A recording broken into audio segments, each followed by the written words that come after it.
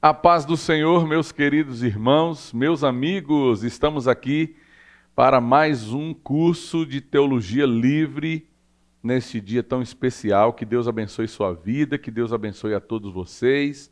É um prazer muito grande estarmos reunidos para mais uma aula. E hoje eu tenho uma novidade, né? Se é que é uma novidade. Hoje é a nossa última aula aqui do nosso módulo de pneumatologia. Estou estudando aí algumas outras ideias, uns pensamentos. Quero ouvir você também.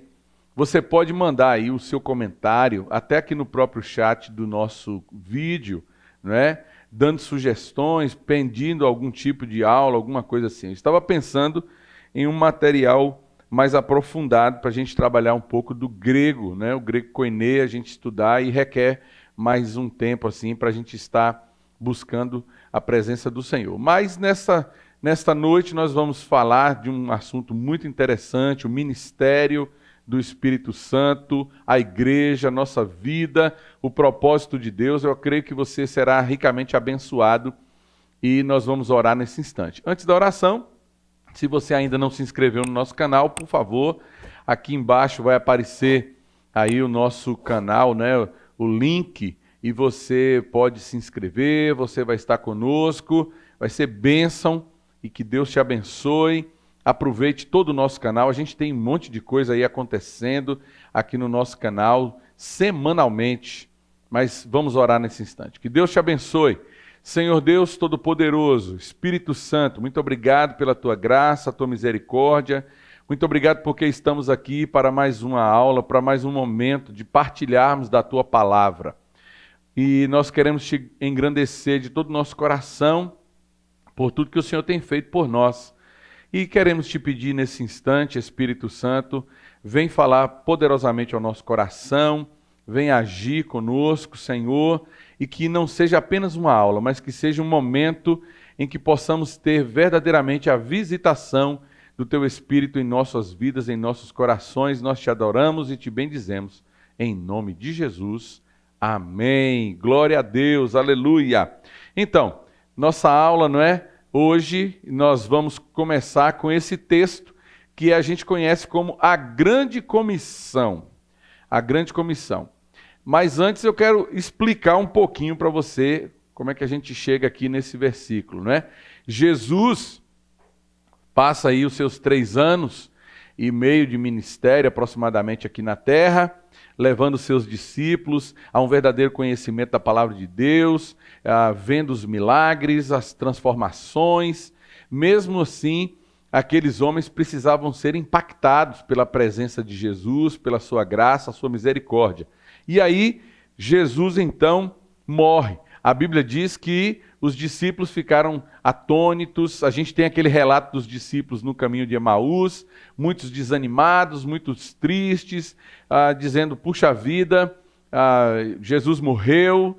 E aí aqueles homens realmente estavam tristes e passando muitas dificuldades. Porém, no momento em que Jesus ressurge, como ele havia predito, se você gosta de apologética, tá aí uns livros bons para você estudar, não é?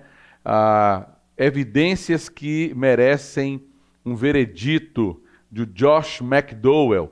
Tem evidências que merecem o veredito número 1 e tem evidências que merecem o veredito número 2. Um livro fantástico. Esse cara, ele era um professor americano, ateu, um homem que tinha muitos problemas em entender e acreditar na palavra de Deus, e de repente ele se converte e ele agora se torna um apologista, vai buscar fatos, ideias, princípios assim incríveis acerca da pessoa de Jesus Cristo. Se não me falha a memória, o volume 2 é quase todo sobre Jesus, a morte, evidências, princípios, coisas assim incríveis. É um calhamacinho assim, mas vale a pena a gente buscar, não é, e conhecer e entender. E aí Jesus ressurge. Jesus tem que primeiro restaurar o coração de Pedro, como a gente conhece lá aquele texto lá, final de Pedro, né? Quando ele chega lá e monta aquele processo, aquela questão toda que ele desenvolve ali com Pedro. e aí ele vai lá na praia e ele conversa com Pedro, você me ama, tal, restaurando essa aliança. E a Bíblia vai dizer o quê? A Bíblia vai dizer que Jesus passa 40 dias aproximadamente com os discípulos, não é? Aparecendo, estando com eles, até o momento em que Jesus vai ser assunto aos céus. E aí a gente chega agora nesse texto, não é? Pastor Jamê, figura, gente boa demais, não é? Tem um carinho muito grande pelo pastor Jamê Nobre.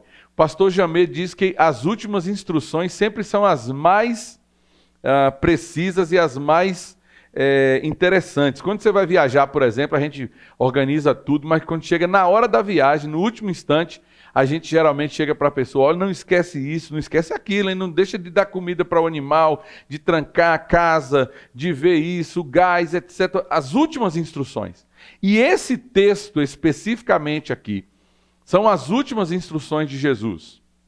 Como os evangelhos, eles estão colocados, os sinópticos, não é? Mateus, Marcos, Lucas e depois João não trata tanto disso, mas há uma consonância desses textos com Atos capítulo 1. Você tem que ler todos eles junto com Atos, porque é naquele momento que Jesus está subindo que ele está dando essas últimas instruções à igreja.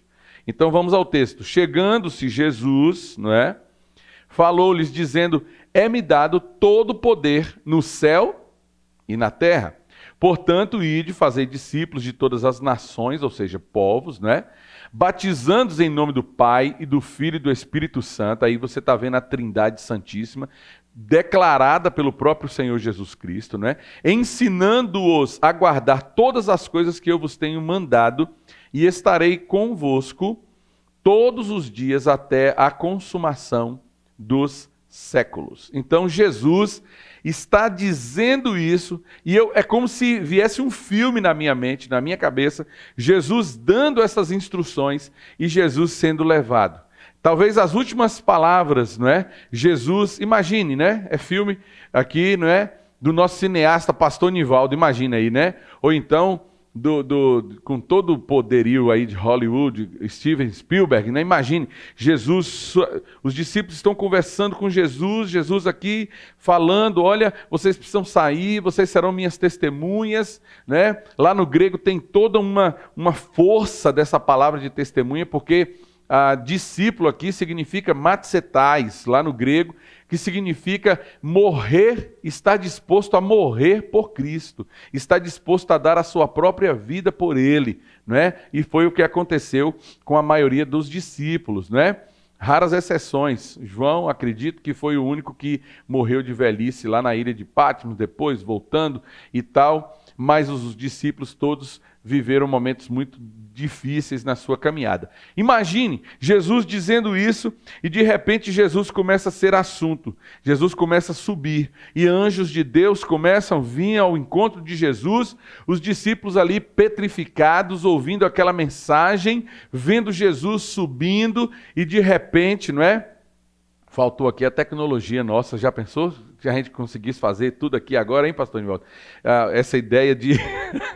igual o pessoal lá da TV faz, não é? Que coloca tudo assim e tal, e de repente Jesus subindo e Jesus dizendo, olha, mas fiquem tranquilos, vocês serão meus testemunhas, vocês estão dispostos a morrer por mim, vocês estão dispostos a viverem comigo dessa forma intensa, poderosa. Mas eu digo uma coisa para vocês, batizem as pessoas, nós estaremos com vocês todos os dias, até a consumação dos séculos. E aí de repente Jesus some, desaparece, e o anjo vem até os discípulos, aquelas pessoas que estavam ali, homens, mulheres, cerca de 500 pessoas no sopé daquele monte ali, talvez no Monte das Oliveiras, talvez não, no Monte das Oliveiras eles estavam ali, não é? A Bíblia diz que ele voltará no mesmo monte de onde ele subiu, não é? E de repente os anjos dizem assim, calma, não é? Esse mesmo Cristo que vocês viram subindo, ele voltará. Então há uma promessa, mas ele também nos deu a promessa de termos o Espírito Santo. Então vamos trabalhando aqui, não é?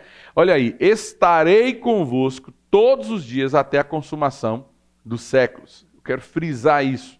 O Espírito de Deus está conosco. O Senhor está em nossas vidas. Ele está agindo. Ele está comigo, Ele está com você. Ele está agindo em nossos corações. E isso é incrível. Isso é fantástico. O Espírito Santo de Deus. Então, muito cuidado com a maneira como você vive. Porque o Espírito Santo de Deus está contigo. Não é? O que você está vendo, o que você está pensando, o que você está ouvindo, vendo, falando, a maneira como nós estamos agindo, não é? Essa semana eu falei algo muito incrível, que eu li um texto na quarta-feira na nossa mensagem, mas vale a pena eu repetir aqui, que alguém estava com uma xícara cheia de café e alguém esbarra e ele diz assim, por que você derramou o café? Alguém diz, porque alguém se esbarrou em mim. E ele disse, não. É porque você estava com a xícara cheia de café. Se você tivesse com a xícara com chá, ou com leite, ou com água, ou um copo, você ia derramar o que está dentro do seu utensílio, a xícara ou o copo, não é?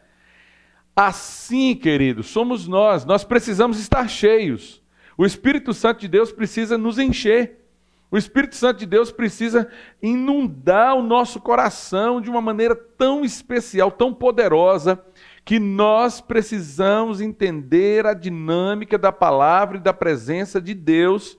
Então, se eu estou cheio, eu estou me alimentando aqui da palavra, eu agora estou debulhando, esses últimos dias agora, o Evangelho de João, lendo, estudando minuciosamente como é proveitoso, como é maravilhoso a gente receber, você beber dessa água, e isso tudo vem como uma maneira incrível dentro do seu coração. Você orar, nós temos feito lives de oração, parece pouco, não é? Parece pequeno, mas é um momento de você estar ali 10, 15, 20 minutos em oração constante, diária, buscando a presença do Senhor, procurando a presença de Deus. Não importa quantas pessoas estão assistindo, quantas pessoas vão reassistir ou replicar aquele texto. Não estou preocupado com isso. Às vezes a gente olha lá por olhar, mas eu estou preocupado se este fruto, esta presença do Espírito de Deus está fazendo realmente resultado na sua vida. Não vai adiantar nada você assistir trocentos cursos aqui. Eu posso dar cursos aqui sistemáticos para você de Gênesis, Apocalipse. Eu posso falar com você aqui sobre todos os tipos de leitura, de ideias, de propósitos, mas se você não permitir a ação do Espírito Santo de Deus na sua vida, se você não colocar este propósito de Deus, de dizer eu quero viver melhor, eu quero buscar a face do Senhor, eu quero estar de uma maneira poderosa na presença de Deus, nada disso vai adiantar. Nada disso vai surtir efeito na sua vida. Porque o Espírito Santo, ele é Deus e ele é um gentleman. Ele não vai vir no seu coração e vai invadir a sua alma, o seu... Não. De jeito nenhum. O Espírito Santo de Deus, ele virá e ele vai acessar a sua vida dentro daquilo que você está dando permissão ao Espírito Santo de Deus. Então, é muito importante. Mas vamos trabalhar, né? Eu estou destacando essa parte aqui, ó. Estarei convosco todos os dias até a consumação dos séculos, não é? Mas como é que isso vai acontecer? É agora que nós vamos trabalhar aqui, não é? Eu montei esse slide há alguns anos, é um slide bem interessante, não é? Como? Então, através desta pessoa do Espírito Santo de Deus em nós. Amém? Aleluia! Glória a Deus! O Espírito Santo está dentro de você? Amém? O Espírito Santo está aí na sua vida, na sua família, na sua casa, como? Não é que o Espírito Santo... Por que Deus não aceita essa ideia da imagem? Por que Deus não aceita essa ideia de você colocar lá um totem, lá uma imagem, alguma coisa? Porque Deus é vivo, ativo, não é? E Deus não quer que você simplesmente coloque ele em um canto lá. Deus não queria que as pessoas o colocassem num canto, largasse lá. Não, Deus quer uma interatividade. Deus quer conversar com você. Deus quer agir com você. Deus quer falar com você. Deus quer estar com sua vida. E, na verdade, Ele é o Senhor e Ele quer, com certeza, governar. A palavra é essa. Deus quer governar. E através do Espírito Santo na nossa vida, Ele vai governar, Ele vai fazer a obra do Senhor, não é? Então vamos trabalhar aqui. Deus Pai, não é? É a origem, é a mente, causa e fonte de todo propósito eterno. Tudo é dele. vamos ler esse texto. Não vai aparecer o texto aí, nós vamos ler aqui. Pegue aí a sua Bíblia, estou aqui com a minha, 1 de Coríntios, capítulo 8, versículo 6, diz assim: Todavia para nós há um só Deus, o Pai, de quem são todas as coisas e para quem existimos, e um só Senhor Jesus Cristo, pelo qual são todas as coisas, e nós também por Ele.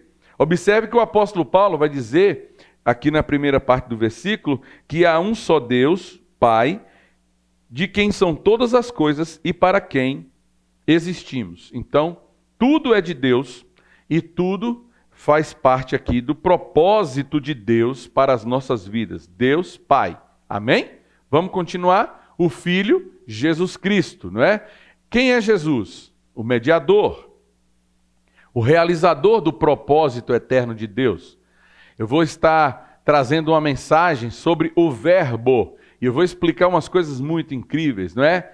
Então, não vou falar nada aqui agora não, fique tranquilo, você vai ter que assistir a mensagem, não é? Para pegar lá a ação disso na sua vida, não é?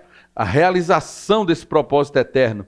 Tudo é através de Jesus Cristo. Então vamos abrir nossas Bíblias aí, 1 Timóteo, capítulo de número 2, versos 5 e 6. Diz assim: Portanto, há um só Deus, um só mediador entre Deus e os homens, Cristo Jesus, homem. Preste atenção. Paulo aqui está declarando a humanidade de Jesus. O texto é claríssimo.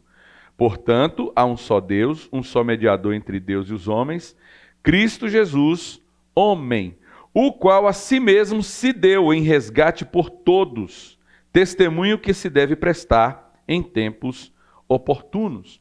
Então, Jesus se transformou em homem, não é? João vai dizer isso lá no seu primeiro capítulo, que o Verbo tabernaculou e fez carne, se fez carne, tabernaculou entre nós, viveu entre nós. Vimos a sua glória, a glória do unigênito do Pai, a glória do Senhor. Que coisa especial, que coisa tremenda, que coisa maravilhosa. A presença de Jesus, o agir de Jesus em nosso meio, não é? E o Espírito Santo, não é? Que é este agente de Deus em nós, que vai realizar, aplicar, executar esse propósito eterno em nossas vidas, para que tudo em nós seja para Ele. Vamos ao texto de Tito, não é? Logo depois aí de Timóteo, você vai abrir aí a sua Bíblia comigo, Tito capítulo 3, no verso 4 ao versículo 7. Diz assim: Quando, porém, se manifestou a benignidade de Deus, nosso Salvador, e o seu amor para com todos, não por obras de justiça praticadas por nós, mas, segundo sua misericórdia, Ele nos salvou mediante o lavar regenerador e renovador do Espírito Santo, e que Ele derramou sobre nós ricamente por meio de Jesus Cristo, nosso Salvador, a fim de que, justificados por graça, nos tornemos seus herdeiros, segundo a esperança da vida eterna. Olha que coisa incrível. Jesus, Ele derramou abundantemente. Que coisa incrível isso. Você para pensar aqui, ricamente, abundantemente, em nós. Jesus poderia falar: eu tenho tanto ciúme. É igual a pessoa que tem... vem cá, você tem um perfume aí? Tem, mas eu só boto aqui uma borrifadinha, bem pouca para você, porque eu não vou gastar o meu perfume, né? Então, mal, tchau, vai embora. Não, Jesus deu abundantemente. Jesus nos deu seu Espírito com abundância, porque Ele deseja que nós vivamos em abundância. Lembra lá do texto de Jesus? Eu quero dar vida e vida abundante a vocês, mas nós só vamos ter essa vida abundante quando nós estivermos cheios do Espírito Santo. Quando nós permitirmos o Espírito Santo agindo em nós, quando nós permitirmos o Espírito Santo trabalhando em nossos corações. Então, Deus Pai, a origem, a mente, a causa, a fonte do propósito, Jesus, o realizador, o mediador, e o Espírito Santo, que é o agente deste propósito de Deus, não é? Então, Vamos pensar agora esse termo que eu coloquei, discipulados pelo Espírito Santo. Pastor, mas eu já fui discipulado, já batizei, sim, mas aqui discipulado está falando de aprendiz, de alguém que recebe, não é, o ministério do Espírito Santo. Vamos voltar lá para o texto de 2 Coríntios, capítulo 3, nós vamos ler o verso de número 8. 2 Coríntios 3:8 diz assim: como não será de maior glória o ministério do Espírito? Olha o que Paulo está dizendo aqui, não é? Porque ele vem falando primeiro do ministério da morte, a morte que veio, que matou, que levou as pessoas ao pecado, tudo isso que está acontecendo. E aí ele para aqui, é como se ele desse um grande parêntese na sua carta, e ele diz assim: como não será maior esse grande ministério do Espírito Santo? Que coisa incrível isso, não é? Eu fico emocionado porque o Espírito Santo de Deus, ele é tremendo, ele é poderoso, ele é maravilhoso, não é? Então, vamos ver aqui na conversão. Abra sua Bíblia, por favor, hein? Abra sua Bíblia aí. João, Evangelho, capítulo 16, a partir do versículo de número 8. Vamos lá. João 16, a partir do versículo 8. Diz assim: quando ele vier, convencerá o mundo do pecado, da justiça e do juízo. Eu gosto desse versículo, porque Jesus fala isso e agora ele vem com a parte didática, não é? Aqui tem a parte didática. Jesus vai pragmatizar aqui esse versículo. Versículo 9. Do pecado, porque não crê em mim. Então ele vai convencer o mundo do pecado, porque o mundo não creu nele. Da justiça, porque Jesus disse: eu vou para o Pai e vocês não mais me verão. E do juízo, porque o príncipe deste mundo já está julgado. Então Jesus está dizendo aqui 3 aspectos cruciais que o Espírito Santo de Deus, quando ele vem, e aqui Jesus está dizendo, quando ele vier, porque era uma promessa, hoje nós já vivemos essa promessa. Hoje nós já vivemos esta expectativa do Espírito Santo de Deus em nós, não é? Então quando ele vier, ele vai convencer o mundo do pecado, da justiça e do juízo. Do pecado porque não creram em Jesus. Quantas pessoas hoje você fala de Jesus, você prega e eles olham para você e dizem assim, tá bom. E quando morre alguém, eu sempre fico imaginando, né? Como é que não é agora o posterior? Como é que essa pessoa fecha os olhos neste mundo e abre os olhos agora para o eterno, para a vida eterna? Como é que não vai ser isso? Como isso não vai ser na vida dessas pessoas? As decisões têm que ser tomadas agora. Não posso tomar decisões para depois. Mas eu preciso tomar as decisões agora. E esse texto aqui diz do pecado, da justiça, porque Jesus vai para o Pai e o Espírito Santo de Deus vai fazer a obra. E ele fala aqui na última parte do juízo, porque Deus vai cumprir com todas as suas palavras e todas as suas promessas. Hein? Segundo, então, aí continuando, né? Ele quer gerar em nós convicção de pecado, que é a necessidade da justiça de Deus, e Jesus, né, para que a gente fuja desse juízo, a gente tem que correr para os braços de Jesus. Então eu preciso ser gerado nessa convicção, eu preciso nascer de novo, do alto, de cima. E aí esse texto aqui é outro texto incrível, porque aqui é aquele diálogo de Jesus com Nicodemos, não é? O texto começa dizendo assim, lá em João 3, não é? Nicodemos era um dos principais dos fariseus, ele era um dos principais. Era um maioral, o cara que conhecia de tudo. E Jesus começa a dialogar com ele, e o texto lá vai dizer que Jesus diz, importa você nascer de novo. E aí ele começa a dizer, mas peraí, eu tenho que voltar, sendo velho, voltar para a minha mãe. Vamos ler o texto? Capítulo 3, verso 3, né? A isso, disse Jesus, em verdade te digo que se alguém não nascer de novo, não pode ver o reino de Deus. Verso 5. Em verdade, respondeu Jesus, em verdade te digo que quem não nascer da água e do Espírito não pode entrar no reino de Deus. Verso 6. O que é nascido da carne é carne, mas o que é nascido do Espírito é Espírito. O Espírito precisa estar em você. O Espírito de Deus precisa habitar em você. Verso 8. O vento sopra onde quer. Ouves a sua voz, mas não sabes de onde vem, nem para onde vai. E assim é todo aquele que é nascido do Espírito. Por que ele está dizendo isso? Não é que você agora tem que andar com a mala na mão e o Espírito Santo vai dizer assim, vai embora para tal lugar, vai para... Não, mas você tem que estar preparado para estar pronto para obedecer às vozes de comando do Espírito Santo. O Espírito Santo, em alguns momentos, ele vai dizer para você assim, sai daqui, fuja da aparência do mal, corra dessa situação. Você tem que ir instantaneamente, sumir, fugir, e as coisas vão acontecendo significativamente, porque o Espírito Santo de Deus está na sua vida. Amém? Nascer do Espírito. Nascido do Espírito é Espírito. Quem é nascido do Espírito é Espírito, não é? É vida. Em Ezequiel, capítulo 36, Ezequiel 36, verso 26, a palavra de Deus vai dizer assim, dar-vos-ei um coração novo, e porei dentre vós um espírito novo.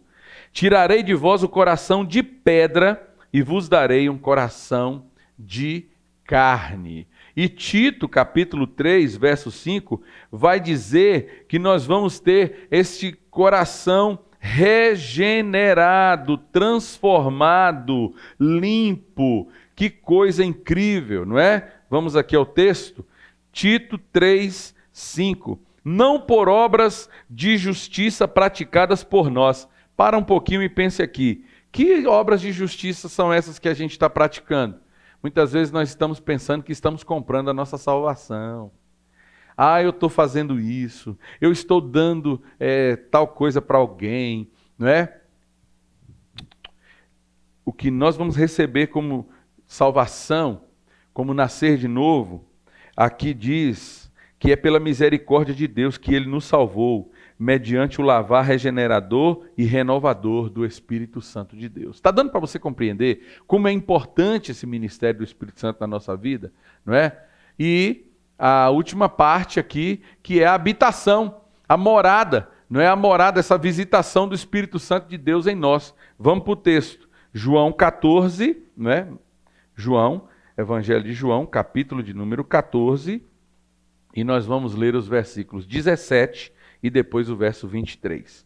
O Espírito da verdade que o mundo não pode receber, porque não vê nem o conhece.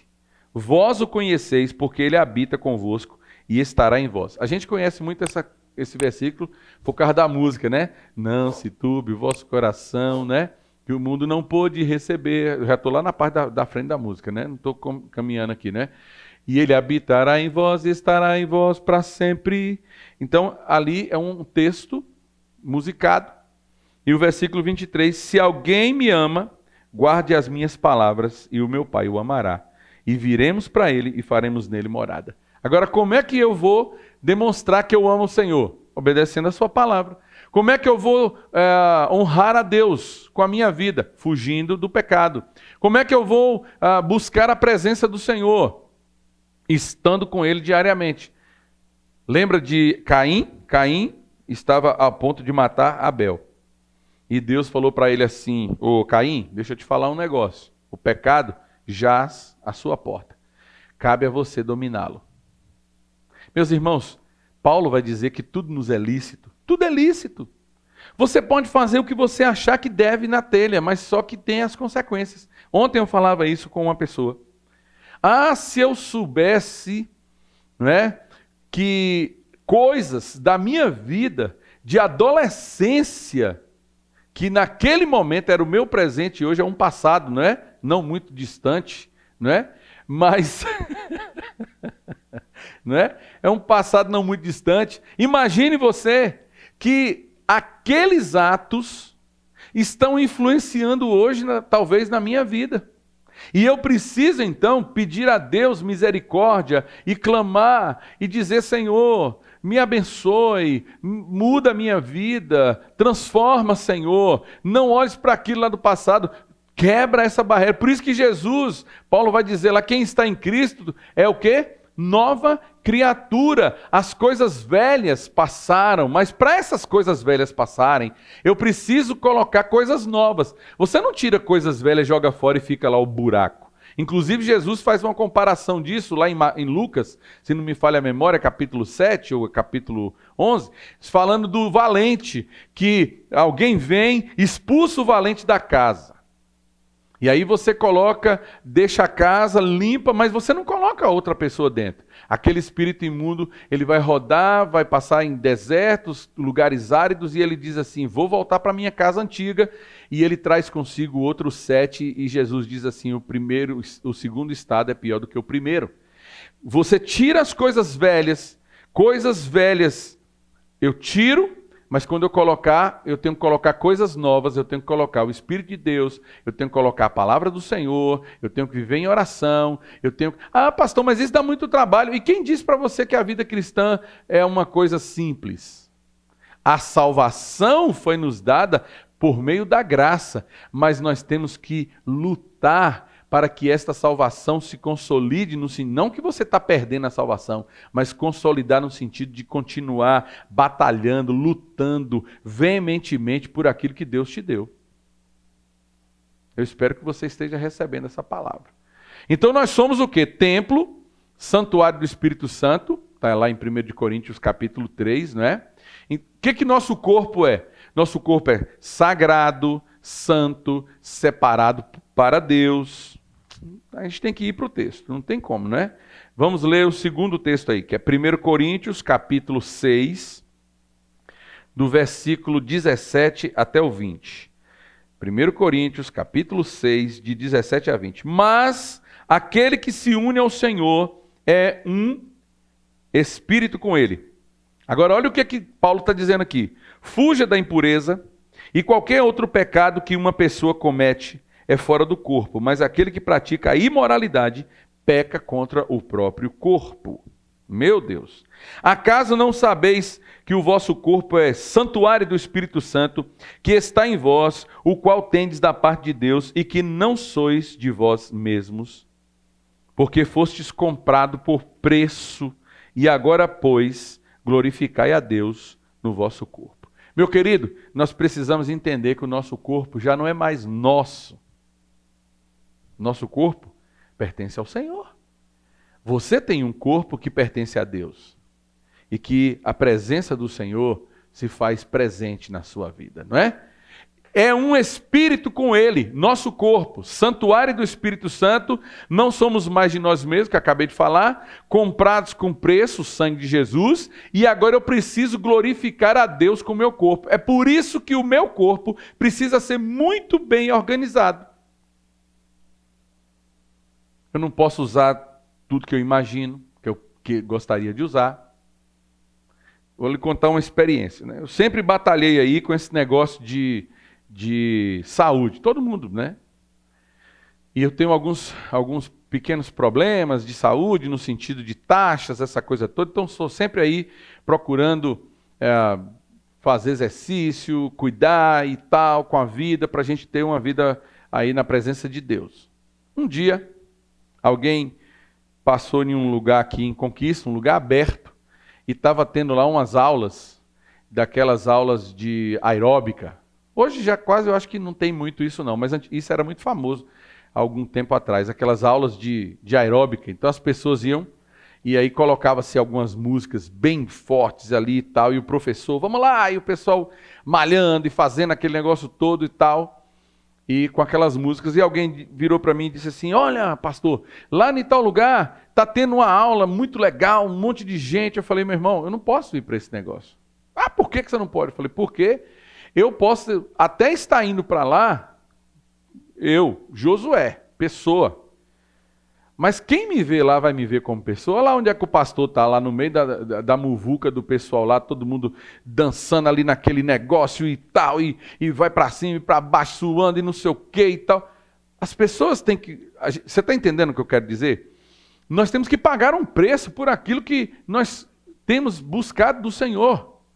O apóstolo Paulo diz que ele trazia no seu corpo as marcas de Cristo, para que ele pudesse ser um apóstolo que ele foi. Ele pagou o altíssimo preço, ele deu a sua vida inteira para o reino de Deus, até o último instante, quando ele disse assim, eu estava até falando isso no rádio esses dias, eu já estou sendo entregue por libação, ele já estava sendo derramado, ele já estava sendo entregue por Deus, não é?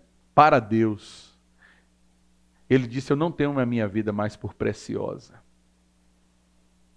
É um discurso totalmente na contramão do discurso do mundo de hoje. Porque o mundo de hoje fala exatamente o contrário, que nada, você tem que fazer o que dá vontade, ninguém manda em você, você é livre, não é? Eu estava vendo esses dias um texto de uma pessoa dizendo como o mundo hoje está nessa loucura, as coisas vão tomando rumos totalmente difíceis, não é? Para que você possa entender esse mundo. Não dá para compreender mais esse mundo. E eu nem quero compreender esse mundo. Eu quero compreender a palavra. Eu quero que a palavra esteja em mim, não é? Eu quero que a palavra de Deus venha como resultado essencial da minha vida. Eu sou um templo do Espírito Santo e para tal eu preciso me manter puro, transformado, a minha mente, o meu corpo e o meu espírito atrelado ao Espírito de Deus, ao Senhor, para que eu possa ser encontrado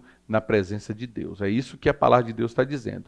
E aí tem aqui o texto de 2 Coríntios, capítulo 4, verso 7, quando Paulo diz que nós somos vasos de barro. Vamos ler esse texto? Abre aí a sua Bíblia, 4, 7. Temos, porém, este tesouro. Que tesouro é esse que Paulo está dizendo?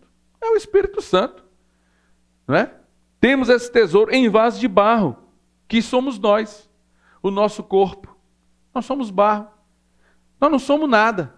Você está aqui, agora eu estou aqui todo, arrumei aqui para essa live, pintei os cabelos, tomei um banho, me perfumei, estou aqui mais cheiroso do que tudo, não é? Mas se de repente, mesmo que você não esteja sentindo o cheiro da mão, eu estou cheirosinho aqui, não é? Acontecer alguma coisa aqui, uma ferida, e eu não tomar conta, não cuidar, daqui a pouco essa ferida vai tomando proporções, daqui a pouco ela vai crescendo, vai ficando mal cheirosa, vai trazendo problemas e dificuldades, daqui a pouco, olha o problema. Nós somos vasos de barro, simples assim, simples assim. Mas nós temos um tesouro dentro de nós, que é o Espírito Santo de Deus. Para a excelência e para o poder de Deus, e não para nós mesmos, o apóstolo Paulo está declarando isso. Isso é excelência. É ser templo, é viver no corpo como santuário e entender que o meu corpo é um vaso de barro e que eu tenho um tesouro incrível, que é o Espírito Santo de Deus dentro do meu coração e da minha vida. Tá certo? Agora vamos aqui para essa parte do batismo no Espírito Santo. Vamos trabalhar primeiro esses textos que precisamos trabalhar aí. Atos, capítulo 1. Eu preciso que você abra aí a sua Bíblia comigo, né? Atos 1, 5. Porque João, na verdade, batizou com água, mas vós sereis batizados com o Espírito Santo, não muito depois destes dias. Agora vamos para o capítulo 11, versículo 16 e 17. Atos 11, 16 e 17.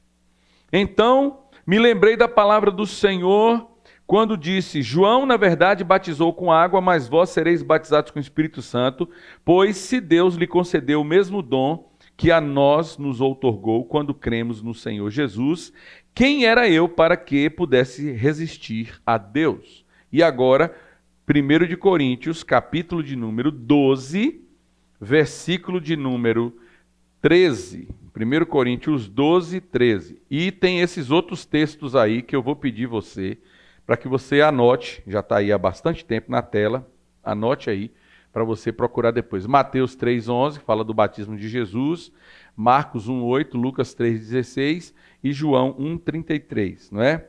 Todos falando do batismo de Jesus. Aqui o versículo 13. Pois em um só Espírito, todos nós fomos batizados em um corpo, quer judeus, quer gregos, quer escravos, quer livres, e a todos nós foi dado beber de um só Espírito. Olha que coisa interessante, não é? Então, eu fiz um gráfico aqui para você entender um pouquinho melhor sobre isso aqui. Então eu coloquei aqui, ó, o Espírito do homem. Tem o Espírito do homem. Esse Espírito do homem vai ter também as nossas vontades da alma. Vontade, espírito, intelecto. Emoções e intelecto. Depois disso eu tenho o corpo. Então o homem, aqui eu estou trabalhando a tricotomia do homem. Então eu tenho o espírito, que é o que vai estar ligado a Deus, falar com Deus, porque Deus é espírito, a gente só fala com Deus através do espírito, do nosso espírito para com Deus, tá? A alma, onde estão as vontades, as emoções e o intelecto, e o corpo. Então a gente tem aqui, tá? Tudo isso precisa estar sendo utilizado pelo Espírito Santo de Deus. Então, quando eu entrego o meu espírito, a minha alma, com as minhas vontades e o meu corpo, eu dou liberdade para o Espírito Santo de Deus, então eu vou ter isso aqui, ó. Eu vou ter o governo do Espírito Santo de Deus na minha vida. Atos 5, vamos lá? Atos, capítulo de número 5, versículo de número 42. Atos 5, 42. E todos os dias no templo e de casa em casa, não cessavam de ensinar e de pregar Jesus Cristo. Então, eu vou ter esse governo. Eu vou ter esta diferença na minha vida de falar do Espírito, de viver do Espírito, de proclamar do Espírito. É por isso que, de vez em quando, eu comento aqui de algumas pessoas que foram referência na minha vida. Não é? Eu falo muito aqui do pastor, que já está na glória, o pastor Louis McLean, que era um pastor que só falava de Jesus. Você podia falar com ele dessa prancheta aqui, dessa tábua, ele fala, pois é, mas Jesus é o nosso suporte, Jesus é quem nos dá suporte, Jesus nos guia. O Raj Kumar, professor meu, indiano, lá em Singapura, um homem que tem uma capacidade intelectual incrível, e eu já disse isso algumas vezes, eu me senti assistindo às aulas daquele homem, depois Deus me deu a oportunidade de me encontrar com ele novamente em Atlanta, nos Estados Unidos, lá no Haggai Meeting, Annual Meeting do Haggai, em 2004, 2005, e tive a oportunidade, sentamos juntos assim para almoçar e conversando, e eu me senti como se eu estivesse junto assim do apóstolo Paulo, um cara que tem assim uma capacidade de Deus, assim, ó, ele cita na aula dele, não estou exagerando não, eu tenho inclusive um CD ali com o MP3 das aulas dele, ele deve citar assim, numa aula como essa nossa aqui, de mente, de cabeça, ele deve citar assim uns 200 versículos. E ele vai puxando um versículo atrás do outro, porque isso está dizendo isso, porque aquele outro está falando assim, e é um homem que tem uma capacidade de Deus. Por quê? Porque há um governo do Espírito Santo na vida dele. Meu tio Gonçalo, que era lá de Brumado, um homem também que só falava da palavra de Deus, tanto que ele era conhecido em Brumado como Gonçalo o Crente. Gonçalo Crente. De vez em quando eu encontro alguém de Brumado e eu falo assim, eu tenho parentes lá em Brumado, que tal? Você já ouviu falar de Gonçalo? Aí ele, crente, Gonçalo Crente? Pois é, uma pessoa que só fala do poder de Deus, da transformação de Deus.